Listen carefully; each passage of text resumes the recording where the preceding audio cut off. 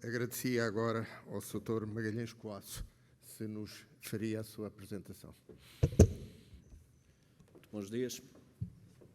Como português, eu tenho dos franceses o mesmo conceito que tinha o Alexandre Herculano. Ou seja, o Alexandre Herculano dizia que os franceses têm sempre qualquer coisa de cabeleireiros sem desprimor para estes. Todavia, os franceses têm uma expressão que sempre me surpreendeu, é que eles não tratam o mar como masculino. Tem la mer, que é o ser feminino. E, de facto, o mar tem um mistério, um encanto todo especial que nos desperta a eloquência, digamos assim, que só o ser feminino, com a sua sempre esplendorosa beleza, com a sua secreta alma e com aquela singularidade absoluta, desperta em nós portugueses. Portanto, acho que é nesse só aspecto que os franceses talvez estejam certos. E como falar do mar é algo que sempre nos entusiasma e desperta a nossa eloquência, agradeço ao Fórum da Economia do Mar o convite para estar aqui para falar sobre estes assuntos, na pessoa do engenheiro Fernando Ribeiro e Castro. O tema é os sistemas de informação geográfica e o mar. Os sistemas de informação geográfica, eu vou dar uma ideia muito rápida do que é, porque nós sabemos, e sabemos desde Aristóteles, que não há pensamento sem representação. O que significa que os sistemas de informação geográfica, na sua essência, são hoje a representação do mundo mais poderosa a que podemos ter acesso. Nós observamos a realidade, temos que decidir, refletimos para decidir em função ou tendendo para uma determinada ação, sobre a qual continuamos, refletimos de novo, e este é um processo contínuo e perpétuo. Naturalmente que na nossa cotidiana existência importa-nos, entre a reflexão e a ação, prevermos o que é o futuro.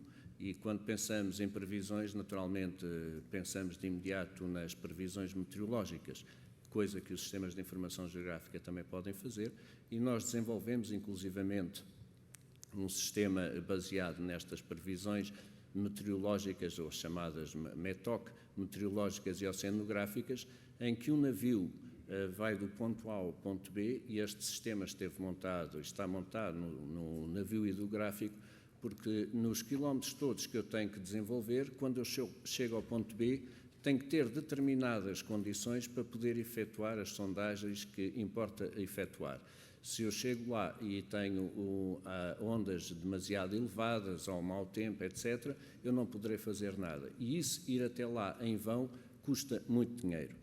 É claro que, de uma forma mais sucinta, como se apresenta aqui, é um sistema para a proteção civil montado para a região de Santarém, em que eu tenho a previsão no quadro superior direito, tenho a previsão meteorológica da pluviosidade, tenho à direita os sensores que me vão dando exatamente o quanto está chovendo em determinado momento, tenho um modelo no centro que me dá a previsão do qual será a zona de alagamento, e no final, do lado direito em baixo, tenho o que é que se passou efetivamente na realidade. E depois, confrontando aquilo que era a previsão do modelo com o que se passou na realidade, eu posso ir, ao longo do tempo, afinando esses próprios modelos de previsão da realidade. Nos nossos sistemas podem ir até ao ponto que é hoje em dia fundamental, ou para o próximo, também não é, num futuro próximo, que é o caso do licenciamento marítimo, embora isto não está a correr, não tem grande importância. Mas não vou perder muito tempo com isso, porque nós, essencialmente, vínhamos aqui apresentar como sistema, o sistema de informação geográfica como sistema de apoio à decisão, e mostrar o que foi feito, realizado para o Porto de Sines, que é hoje, e eu já vou sabendo alguma destas coisas, é o sistema de gestão portuária mais avançado que existe no mundo.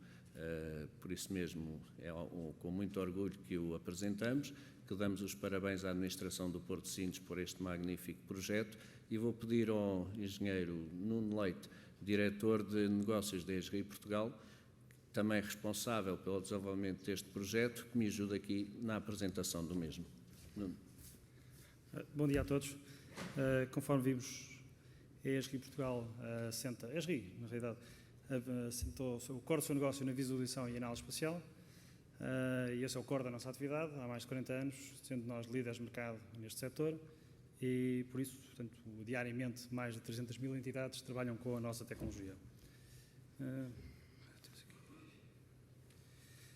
O tempo é curto e vou tentar resumir em cerca de 10 minutos o que foi os principais aspectos da implementação do SIG no Porto de Sintes.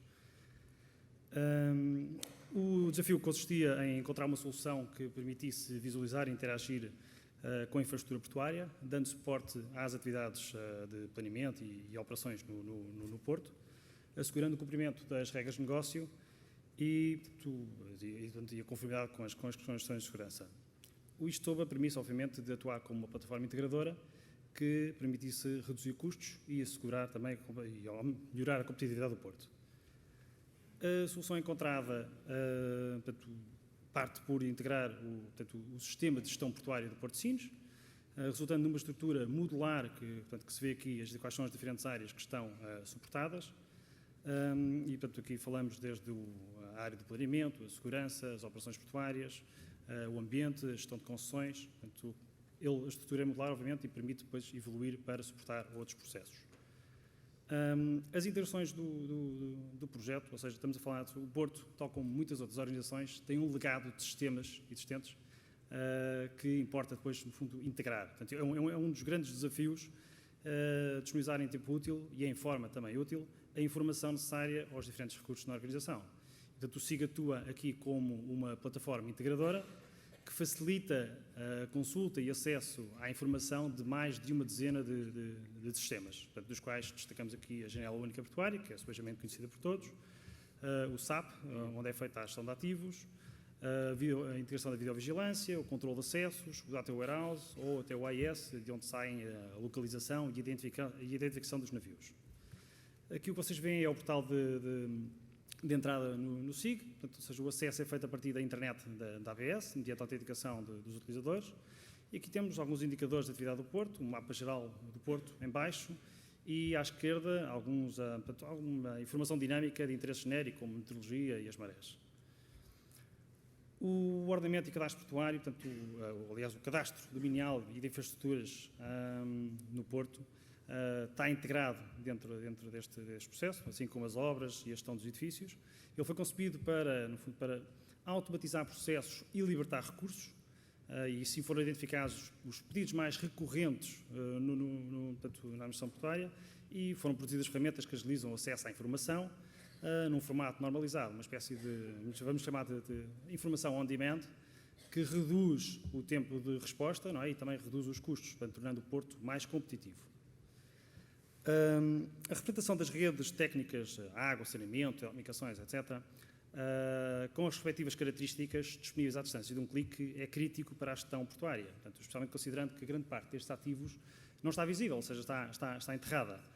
E, portanto, aqui estamos a ver isto numa aplicação web, mas os mesmos conteúdos podem ser disponibilizados num telefone ou num PDA, permitindo até, inclusive, integrar com ferramentas de realidade aumentada e um utilizador apontar o dispositivo para uma infraestrutura e perceber o que é que lá está por baixo em termos de redes técnicas, portanto, com a respectiva informação disponível, portanto, tomando a decisão de uma forma mais rápida.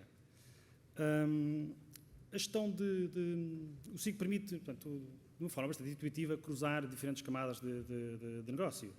E, portanto, aqui posso consultar associado a um edifício, qual é que é o plano diretor que o está a reger, ou quais é que são as infraestruturas que o estão a servir. E, portanto, aqui estamos a ver a localização das redes de água, por exemplo, que estão aqui traçadas a vermelho, associadas, portanto, que estão dentro de um perímetro de um determinado ativo.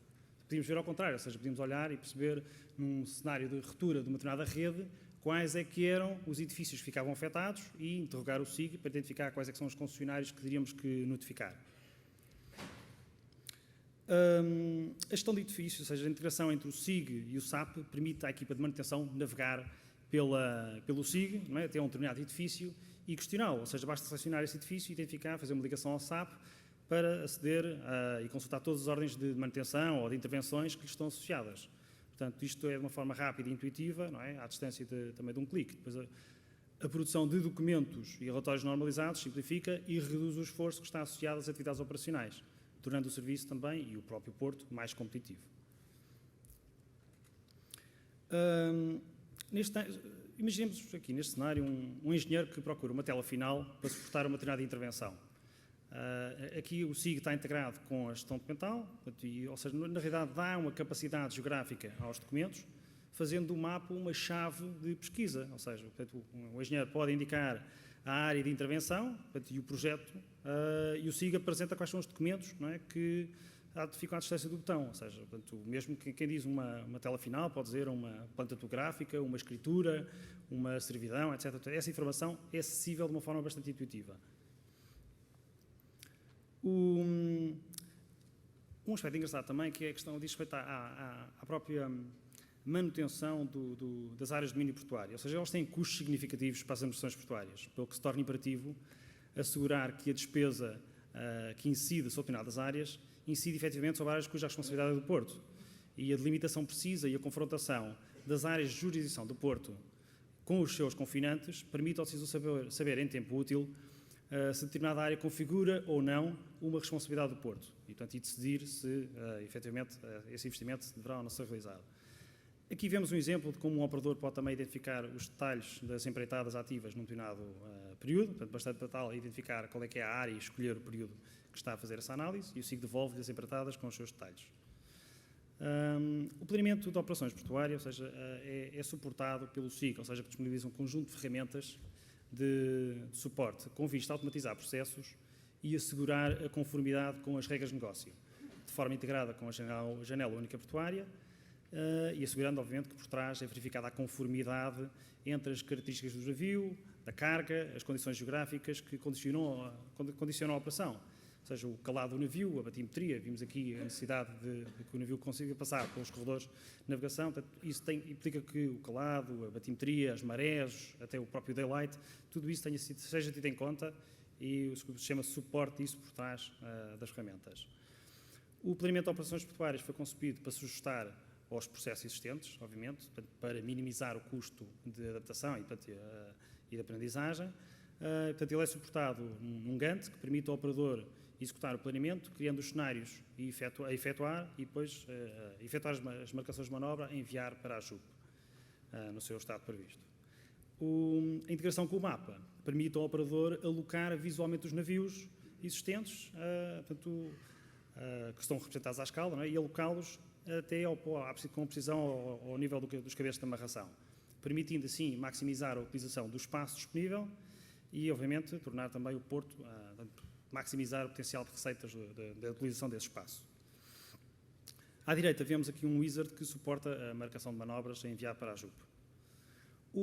Aqui o mapa de planeamento representa a situação atual e prevista de todos os navios que tenham aviso de chegada e não tenham aviso de saída e, portanto, as cores realçam navios que requerem atenção especial pelas suas características ou pela carga que transportam.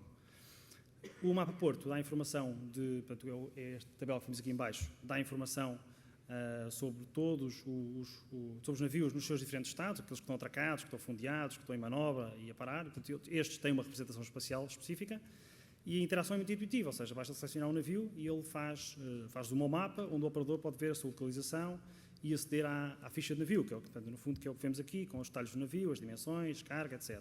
Portanto, e aqui estamos a integrar informação de várias fontes, desde o próprio AIS, à JUP, onde vem essa informação do navio. Portanto, aqui na interface de monitoração de operações, temos aqui no canto superior direito, é onde caem os cenários previstos e, portanto, os foram planeados pela equipa de planeamento. Depois, em baixo, caem os documentos que são transacionados na JUP. Portanto, na realidade, permite-se ao operador monitorizar se aquilo que está planeado efetivamente é o que está a acontecer e se está tudo em conformidade.